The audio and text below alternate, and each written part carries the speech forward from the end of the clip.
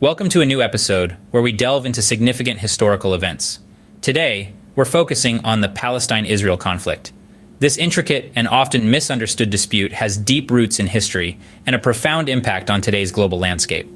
Our aim is to provide an unbiased, comprehensive overview, shedding light on the key events, players, and issues at the heart of the conflict.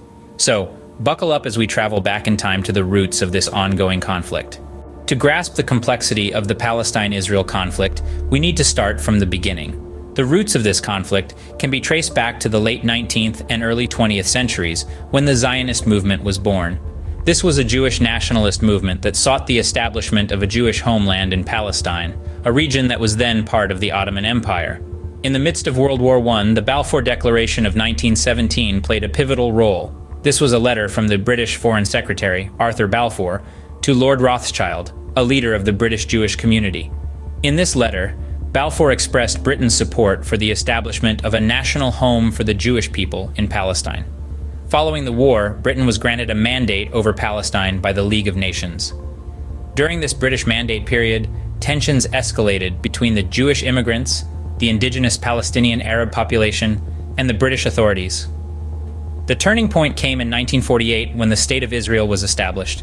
This was immediately followed by the First Arab-Israeli War, triggered by the neighboring Arab states' rejection of the United Nations Partition Plan.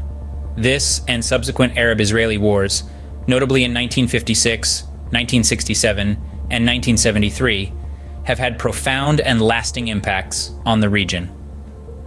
The 1967 Six-Day War, in particular, resulted in Israel's occupation of the West Bank, Gaza Strip, East Jerusalem, and the Golan Heights.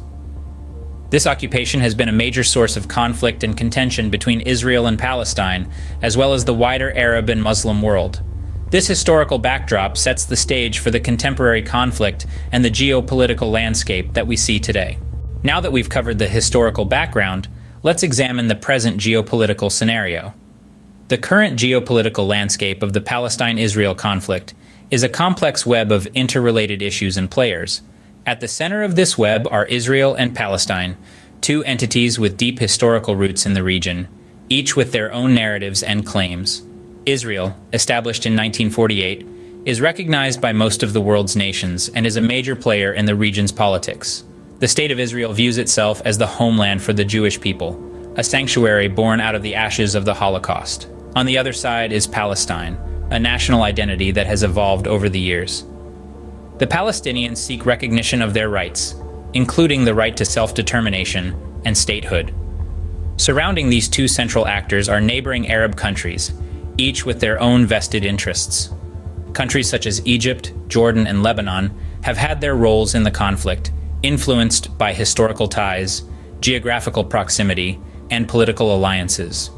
On a broader scale, international actors also play a significant part. The United States, European Union, Russia, and others have interests and policies that shape the dynamics of the conflict. These key players, with their varying perspectives and interests, exist within a contentious geopolitical landscape. They interact, negotiate, conflict, and cooperate, all against the backdrop of a long-standing, deeply rooted dispute. This geopolitical landscape is further complicated by issues such as Israeli settlements and occupied territories. One of the contentious issues in the conflict involves Israeli settlements and occupied territories. Let's delve into this complex aspect. Post the Six-Day War. In 1967, Israel began establishing settlements in the West Bank and East Jerusalem. These areas, along with the Gaza Strip, are considered occupied territories under international law, as they were seized during the war. The settlements are communities of Israelis, often built with the government's approval and support. Now, why is this an issue? Well, the West Bank and East Jerusalem are areas that Palestinians also lay claim to, viewing them as integral parts of a future Palestinian state. The expansion of Israeli settlements is seen by Palestinians and much of the international community as an encroachment on Palestinian land. The concept of occupied territories also carries significant implications for the peace process. Occupation is often associated with restrictions on movement, access to resources, and even basic human rights, which fuels tension. While Israel argues that these settlements bolster its security, critics point to the displacement of Palestinians and the hindrance to peace negotiations. The settlements are considered illegal by the United Nations, though Israel disputes this. This issue has been a significant roadblock in peace negotiations, like the Oslo Accords. It's a complex and deeply rooted problem, with both sides holding strong and divergent views. Understanding it is key to comprehending the broader conflict. Speaking of peace negotiations, let's talk about the Oslo Accords. These were significant agreements between the Government of Israel and the Palestine Liberation Organization, or PLO. The first accord, known as Oslo I, was signed in Washington, D.C. in 1993. This was a pivotal moment as it marked the first direct face-to-face agreement between Israel and political representatives of Palestinians. The accords aimed to achieve a peace treaty based on United Nations Security Council Resolutions 242 and 338, and to fulfill the right of the Palestinian people to self-determination. It's important to note that these accords didn't aim to solve all issues at hand, but rather, they were a framework for future negotiations. Oslo II, signed in Taba, Egypt in 1995, expanded on Oslo I. It included provisions for the complete withdrawal of Israeli troops from 6 West Bank cities and about 400 towns. Yet like any significant political move, these accords weren't without challenges. While some hailed them as a significant step towards peace, others criticized the agreements for not adequately addressing key issues such as Jerusalem, refugees, Israeli settlements, and security arrangements. Despite the challenges, the Oslo Accords marked a shift in the approach to the Israeli-Palestinian conflict and laid groundwork for future negotiations. But even with these accords, regions like the Gaza Strip continue to face significant challenges. The Gaza Strip is a region that has seen significant hardship. This narrow piece of land, home to nearly 2 million people, is often at the center of the Palestine-Israel conflict. The political dynamics of the Gaza Strip are largely influenced by Hamas, an Islamic militant group that took control in 2007. Hamas, designated as a terrorist organization by several countries, nonetheless operates as a de facto governing authority within the Strip. The people of Gaza face numerous challenges, from economic hardship to restricted freedom of movement. The Israeli-Egyptian blockade, implemented for security reasons, has had a profound impact on Gaza's economy and the daily lives of its residents. With strict restrictions on the movement of goods and people, the blockade has led to a severe decline in living standards. Unemployment rates are high, and basic necessities like clean water, electricity, and healthcare are often in short supply. The blockade has also hampered reconstruction efforts following various conflicts, leaving much of the infrastructure in a state of disrepair. This challenging environment, combined with frequent clashes and military operations, has led to a humanitarian crisis. The people of Gaza live under constant stress, with limited opportunities for economic advancement or personal growth. These challenges go hand in hand with significant human rights concerns. Human rights are at the heart of the Palestine-Israel conflict. This complex issue is a tapestry of experiences, woven together by narratives from both sides.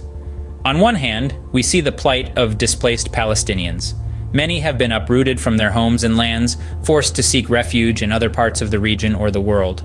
This displacement is often accompanied by a struggle for basic resources, such as water, food, and healthcare, further exacerbating the hardship. On the other hand, Israelis face their own set of challenges. They endure the constant threat of rocket attacks, which have a profound impact on their physical safety and psychological well-being. This fear often impedes their freedom of movement, as areas under threat are frequently inaccessible. Freedom of movement is, in fact, a significant issue for Palestinians as well. The presence of checkpoints and the construction of the separation wall in the West Bank have made daily commutes, whether for work, school, or healthcare, a daunting task. This restriction not only impacts their day-to-day life, but also stymies economic development and social cohesion. Moreover, access to resources like water and arable land is highly contentious. As resources dwindle, the competition between communities intensifies, often leading to conflict and further straining relations. These human rights issues have invited significant international response. The international community has played an essential role in this conflict. Through various avenues, the world has sought to mediate, intervene, and influence the course of the Palestine-Israel dispute. This involvement, however, has been as complex and contentious as the conflict itself. Major international organizations like the United Nations have been at the forefront of these efforts. The UN, through its numerous resolutions, has attempted to establish a framework for peace. These resolutions often call for a two-state solution, recognizing the right of both Israelis and Palestinians to self-determination, while emphasizing the need for dialogue and negotiation. Yet these resolutions have not always been unanimously supported or effectively implemented. This has led to a complex web of international politics, with nations often divided along political, religious, or ideological lines. It's a testament to how this regional conflict has had ripple effects on a global scale. International responses have also come in the form of humanitarian aid.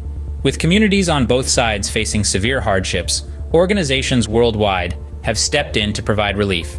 This assistance, while crucial, is often a band-aid solution to deeper structural issues.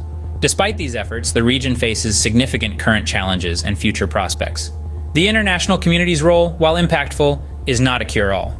It underscores the complexity of the conflict and the necessity for local, national, and international cooperation in seeking a lasting resolution.